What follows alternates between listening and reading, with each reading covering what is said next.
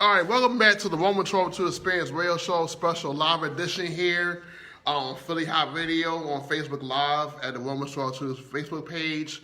Instagram Live event, Valentine Country 1. We have our first guest here, my 99th guest on this show, Miss Charlotte Andrews. How are you today? I'm good. How are you? I am awesome. So, me, Charlotte, have a personal connection. For those who may not know, Charlotte was my therapist for mental health a couple years ago. It kind of works out that, today is Mental Health Awareness Month. It's starting Mental Health Awareness Month. So I know how God lines certain things. So she was my therapist a couple years ago. I was going for a hard time trying to figure out some answers on my journey and figure out who I was, where my family was, but she was really instrumental in my growth, and I appreciate the sessions with her.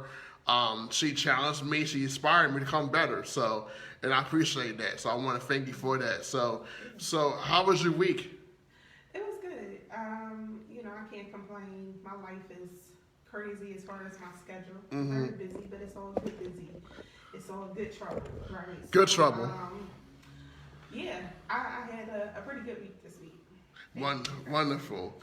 So you have your own organization called Journey to Lotus, which is meant to provide a faith space to educate, promote, and advocate everything wellness. So we'll get to that later about how you came up with that. What made you start that. But can you tell us who is Charlotte Andrews? Who is she? What was your upbringing like? Yeah, so Charlotte Andrews encompass a lot of parts. Okay. A lot of moving parts. I'm a very complex individual, as I'm sure we all are. My upbringing was fairly good. I was predominantly raised by my grandparents. I was with my grandparents all the time. Of course, I was raised by, my mother as well in a single parent home. But I was with my grandparents a lot, because my mom is a career woman. So she went to college and then she worked. And so when she had me, I was kind of plopped at my grandpa's house. So those were like, my mom and dad. But I had a very good living. I, went to private school my entire life and, was able to travel and do things that children do. Overall, it was pretty much uneventful. As far as who I am today, I am a career-driven individual. I'm a mom, I'm a wife, I'm a sister, I'm a friend. I'm a sorority sister. I encompass a lot of roles. I wear a lot of hats, so to speak. So, I feel like I am not exactly who I will be, but I see who she is, and I'm on my way to, that evolving is a continuum. Right. It's supposed to continue to happen, and so, I'm hoping to, make God proud, of course, but also, my family and my community as a public servant. Wonderful. So thank you, Adrian and Alessia, for joining us. You got any questions you can ask on here? I'll ask her.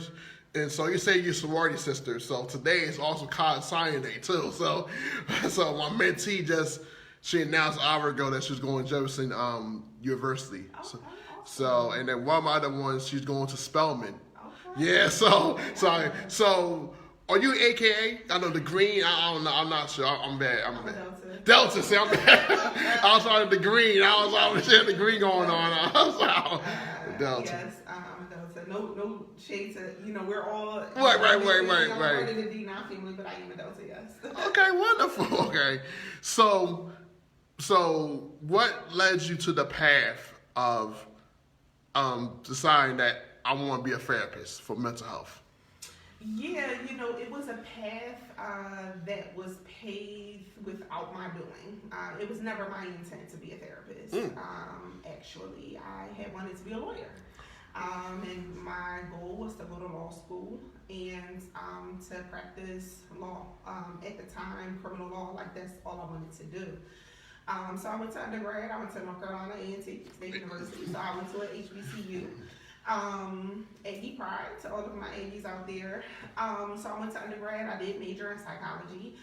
One of the reasons why I majored, I actually started off as a double major in psychology and social work, and then ended up dropping the social work degree major and just pursuing psychology. I finished college fairly early because of that, and graduated with my bachelor's of the arts in psychology. And then the goal was to go to law school straight from there. Unfortunately, when I graduated from undergrad, I ended up taking care of a child who I was related to soon after I graduated. And so that kind of put a bit of a pause in my graduation, plan to actually go to law school ahead of time because, I was 22 and now a single parent. Unbeknownst to me, I didn't know I was going to take on that responsibility. The child was actually just kind of left with me. I was supposed to babysit and never saw the mom again. So Wow. it was a very interesting situation because I was 21 at the time and had no responsibilities of my own really besides trying to get myself together after graduation. I lived with my mom and my cousin, she's actually my first cousin, had struggled with substance use for years, and the baby I ended up taking care of was actually her sixth child at the time. And so, this had been an ongoing situation, so I had to put things on pause, and I ended up having to work in order to take care of him. And so later on, while working, and I started to work, like getting jobs, for my degree, so like a psych tech and hospitals and things of that nature. And I said, okay, I got to do something else because this is not enough. So Right. I got my master's degree in counseling. And it was kind of all she wrote from there. But I must say, soon after, I did go to law school. I did graduate from law school, so I was able to ultimately end up doing exactly what I wanted to do. But, took varying paths to kind of get to where I wanted to be. But, counseling actually has been the most profound thing that I have actually ever done. So I appreciate the journey it was required. So you are a lawyer and therapist? I have a law degree Okay. and I'm a therapist. Okay. Wow. Yes. So you practice law? No, but I not. don't practice law specifically Okay. now. My goal is to practice mental health law.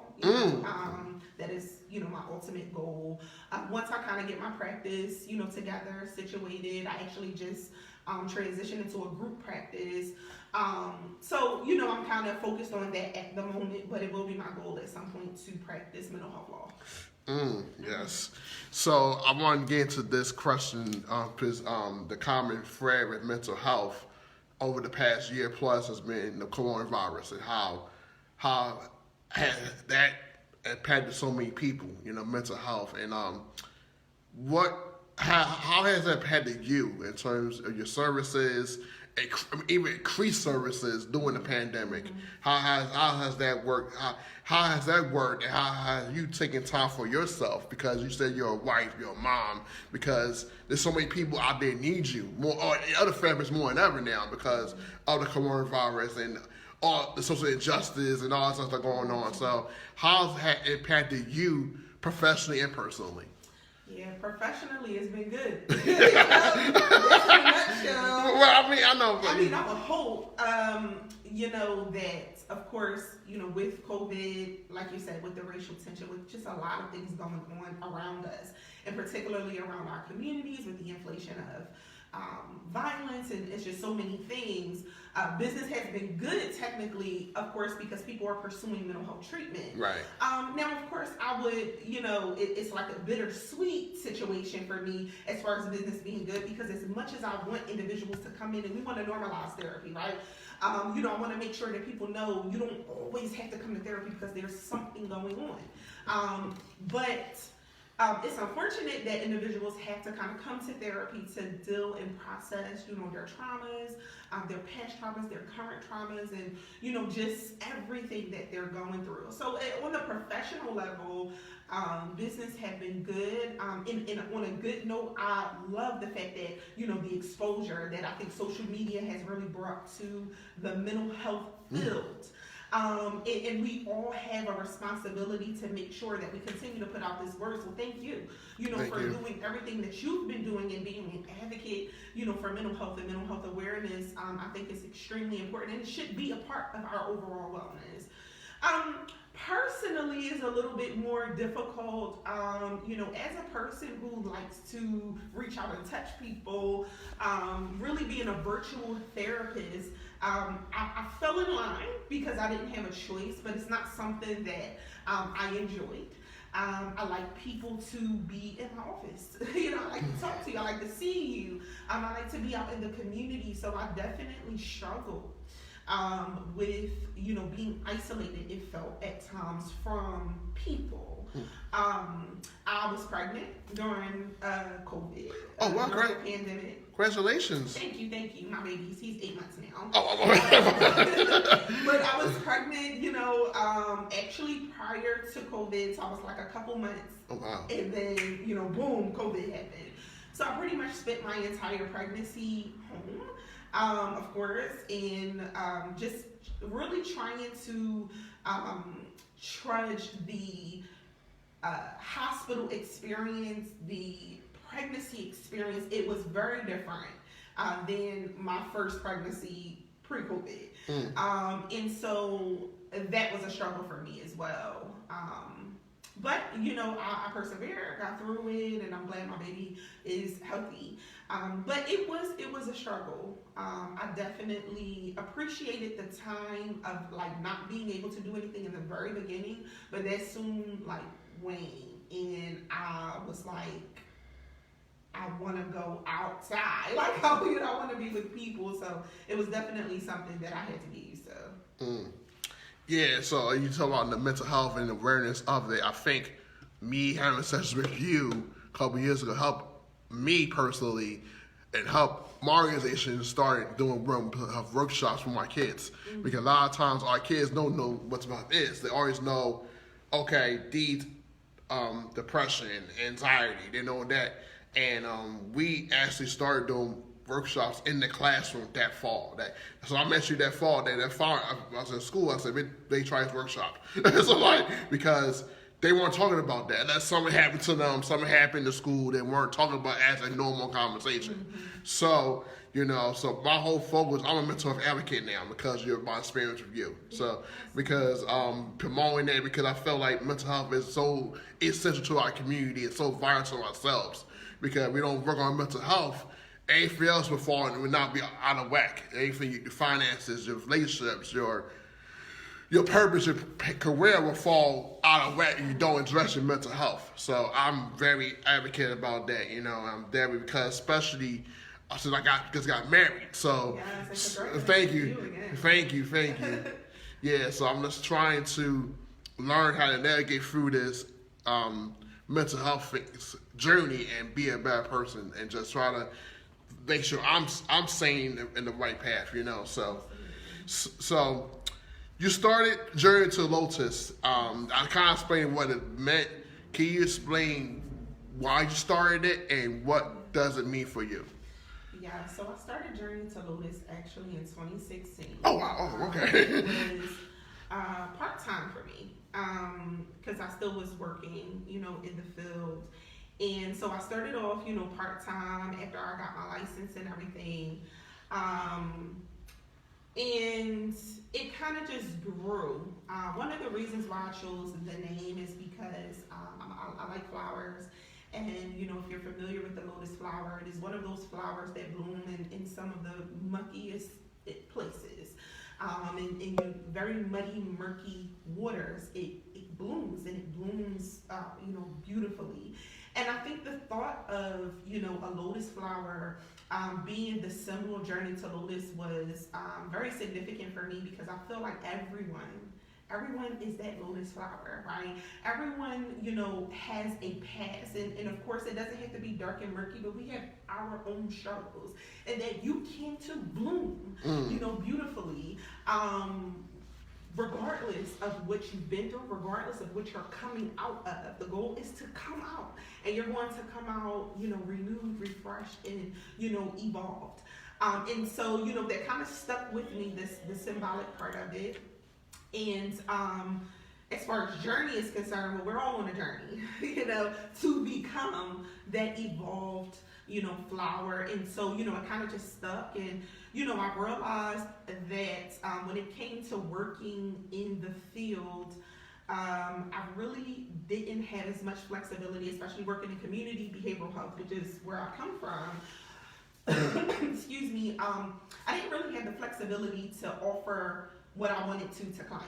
I was kind of restricted based on the rules of the agency that I would have been working for. And so I figured private practice would probably be, my best avenue in order for me to be able to do a little bit more than I felt like I was doing as far as being constrained. I don't really like being put in a box. And private practice allows me to, within reason, within my ethics, and within structure, to be a little bit more innovative when it came to customizing treatment. Because one treatment might not be the same for another. And so, Journey to Lotus kind of took off once I left the workforce in January 2019. I kind of stepped out on faith, got the okay from my husband, like, I think I want to do this full time, what do you think? And it was just like, all right, we're going to make it happen. And, since then, I've been doing private practice full time since then, and haven't looked back. So it's been good. It's been a good experience. It's been a learning experience for sure. All right. Congratulations on that. I think I need to talk about faith, because if that's your passion, you got to go full force into it, Absolutely. So how does Charlotte Andrews practice self-care when you do outside of therapy, your private practice, your children? What does Charlotte do in spare time to give her self-care and self-love for herself? Yeah, so therapy. I think it's important that individuals have, especially helping professionals, have a therapist. On my own time, I like to spend time with my family. I love to travel. I love to eat. So I enjoy in a lot of those things, but I journal. Okay. That is one of the therapeutic things I do. I love listening to music. I love dancing. I actually spend a lot of time in solitude. I think solitude, the practice of solitude, is extremely important, really, and it's mindful solitude, so not just being isolated and reserved from people, but really, when practicing solitude is about intent. What is your intention in going into silence, with yourself? I know that you are a very spiritual person, and of course, there are actually a lot of times that Jesus himself, practiced solitude. He went away, he left everybody else behind him. The 12 disciples, listen, stay here, while I go by myself. And it was at those times that he heard God, the loudest. And so sometimes we have to separate ourselves from other people, places, and things, in order to kind of be with ourselves. So I practice that, and in gratitude.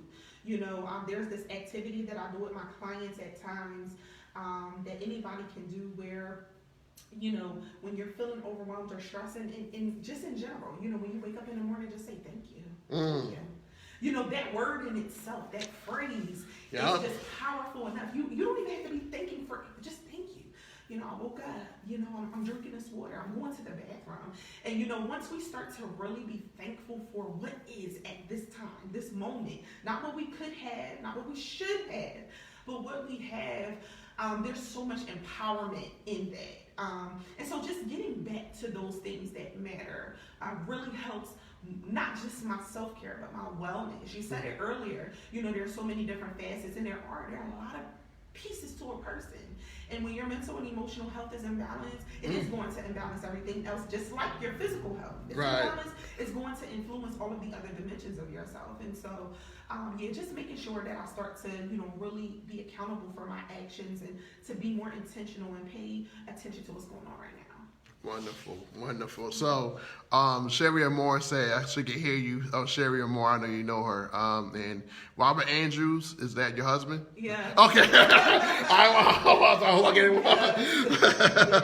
Yes. So thank you for joining us on Facebook Live. I know that Instagram Live's a little sketchy right now with the service, but Facebook Live is much better and clearer. So thank you for joining us. What's next for Sharp? What's next for you? I have no idea. I have a lot of things stirring up, as always. But one of the things that I would like to talk about is what Journey to Lotus is doing for mental health awareness. Go right ahead. So for Mental Health Awareness Month, Journey to Lotus is going out into the community. We're doing these pop-ups around the city, and they're wellness pop-ups. So we'll have a table with resources and information about mental health. Connections to therapists. If you're looking for a therapist, I will be able to pair you with a therapist or connect you to a therapist.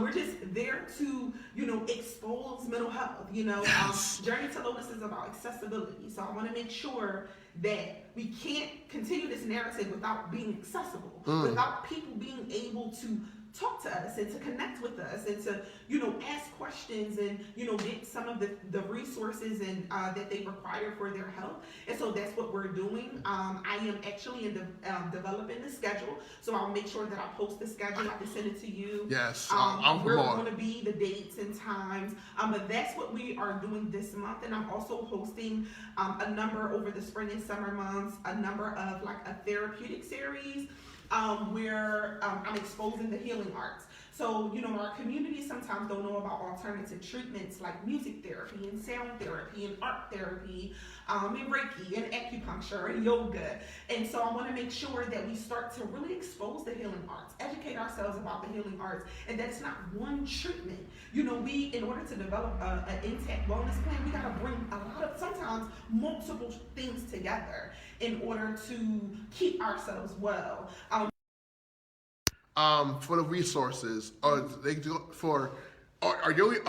Two questions. I'm sorry. I know two questions. Are y'all open May 22nd?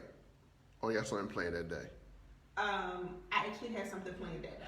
Okay. That's a Saturday? Yes. Yes. Because I'm part of Event Community Day in North Philly. I would love to have a table there. Okay. And then also for the table, it's going to be opportunity for youth to get therapy. Absolutely. Okay. Absolutely. It is for everyone. Right. So adolescents. Yes. My practice does see, children, adolescents. I have therapists at my practice that do see varying ages of individuals. So it's not just adults. So it will be children too, and parents who are looking for various resources for their children, for their caregivers. I really focus on the helper, and all of us at some point, are helpers, right? And I don't want to forget all of the caregivers who are taking care of their parents or who are taking care of a loved one who may have a mental illness, and there may be some resources that I can provide you to, help assist you in that regard. So everybody is welcome, and give me the information about the 22nd. Yes. Even though if I might not be there, I could definitely. Yeah, because the person's supposed to do a flyer by Monday, but I'll get you today as well. Okay. So someone said Sherry said they always pair me so well in Black Men Heal. So, and I think that's how I met you with Black Men Heal, the initiative. So, is there going to be a Black Woman Heal? Because I know the Black man is doing great. I was wondering, is it gonna be a Black Woman Heal? Because that. Yes. We get that question all the time. Okay. Is there gonna be a Black Woman Heal? There are a lot of potential goals that Black Men Heal will pursue in the near future. So I can't really say for sure. But one of the reasons why Black Men Heal is really focused on men of color is because men of color require the resources. That's they true. require the support. I feel like men of color have been ignored for way too long. Totally agree. And so, I agree. As much as I want to, of course, empower our women of color, and I hope one day there's an extension of Black Women Heal, or right now I really think that we really need to put as much love and support into our men of color at this time, and so I would definitely keep you posted. Yes, because and then we can have Black Youth Heal. Because I think that would be a whole generation, a whole series. You know what I mean? Like because I work with youth and they are going through it. You know what I mean? And we can hear them, the men, the women, then the youth. That will turn the tide, that will turn the break germs and curses and practice healing while they're in the midst of that. You know what I mean? So I I'm just excited. I'm just excited for what you're doing. And I mean, I'm not sure of the resource that the young lady is referencing, but you can always go on to blackmanhill.org. If there is a man of color that you feel like will, benefit from therapy, Blackman Hill offers 8 free sessions of therapy. Is that going on right now? My cohort ended, We're in like cohort A, so we're actually in the process of preparing for cohort A. So this right here is prime time to apply. Got you. Okay. Yes, prime time I will apply. definitely post that. Yes. Just go to blackmanhill.org and click the button, and you would complete the application, and then you would take the process from there. We are also looking for providers. So if you know. Wonderful. Yes. Oh, so Sherry and me is meant Princess. I don't know if you know Princess. Yes. Okay. Princess. Hey, Princess. Okay. I was going by the name. That's a real name.